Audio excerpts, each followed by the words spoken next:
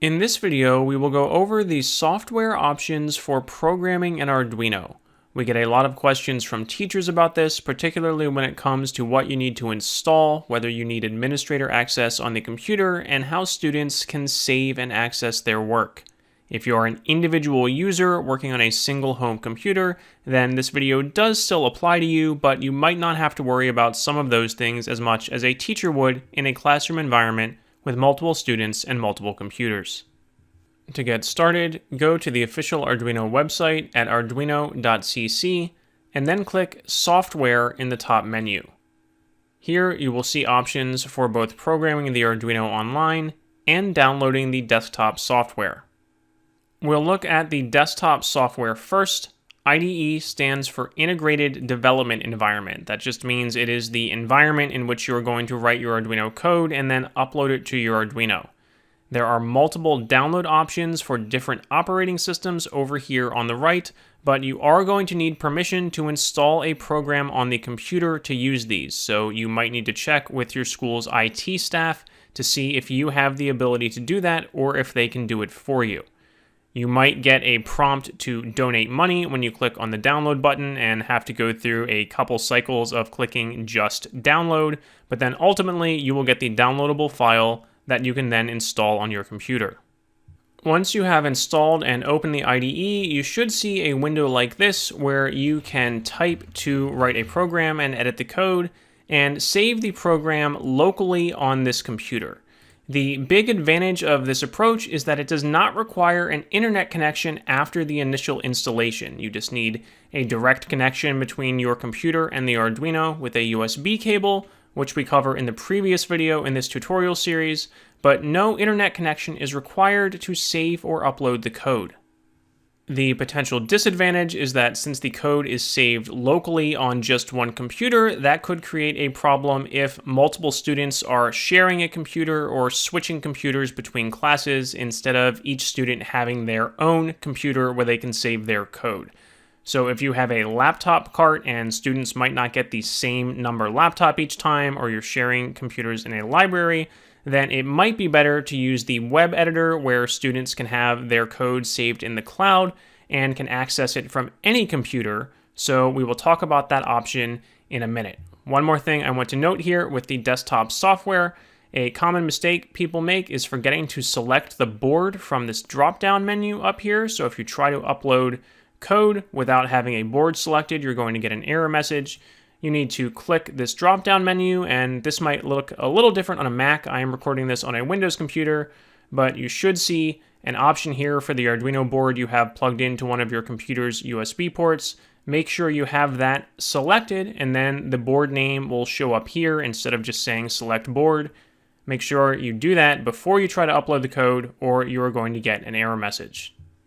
Going back to the Arduino website, if you want your students to be able to save their code in the cloud so they can access it from any school computer or at home, then the Arduino web editor is going to be a better option. Now, this is a newer feature, so we recommend reading the most recent version of the Getting Started documentation before you try using it.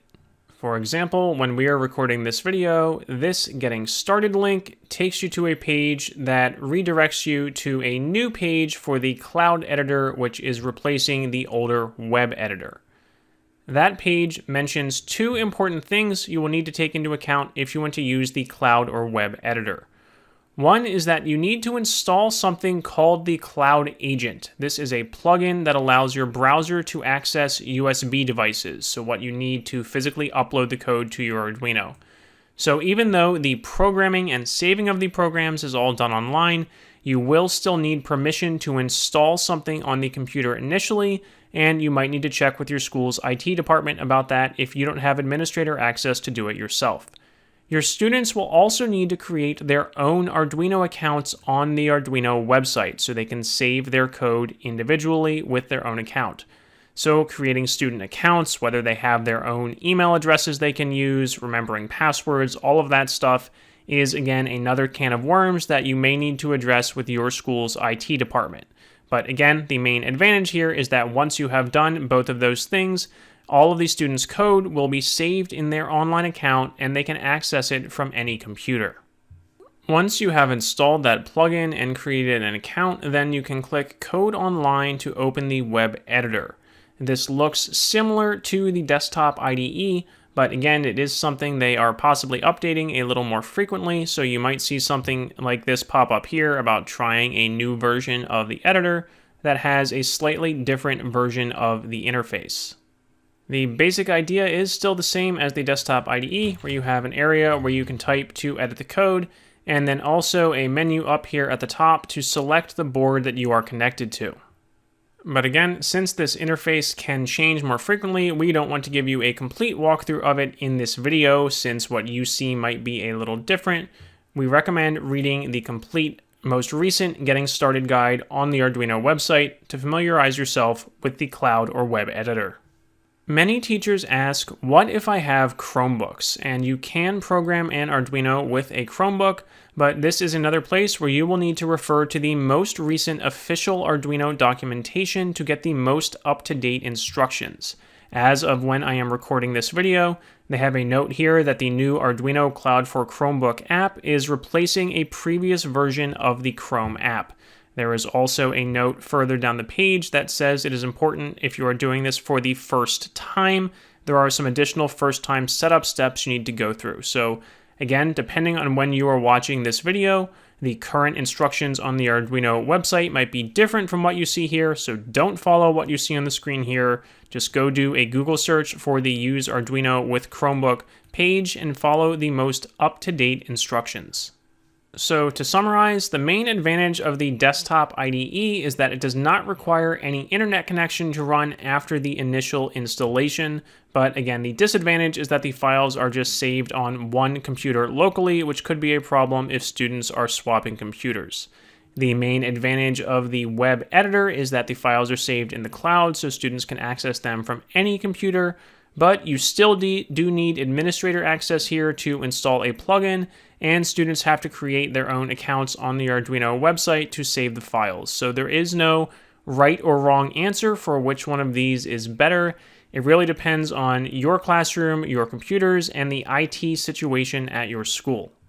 One more thing I forgot to mention about updates. The desktop version of the IDE does only need that initial internet connection for installation, but then would also require an internet connection for updates, which you can choose to ignore or run manually. So again, depending on your IT situation, you may need administrator privileges to install those updates, but the advantage there is you have complete control over when the interface updates and changes. That can be a good or a bad thing depending on the changes. It could be an improvement to the software, but if menus move around and your students get confused because things don't look exactly the same, that could be a bad thing.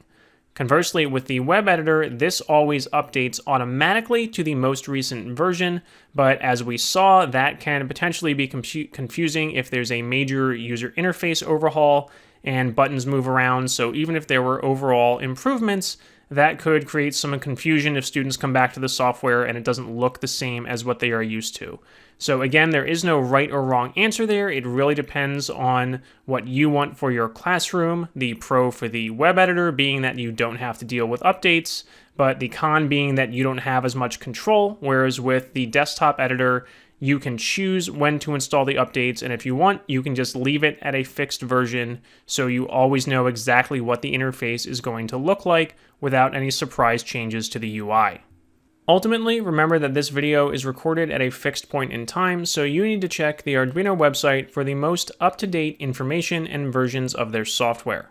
However, we do have dozens of other Arduino tutorials linked in the description of this video, and Arduino is very good with backwards compatibility, so pretty much all of those tutorials should still apply.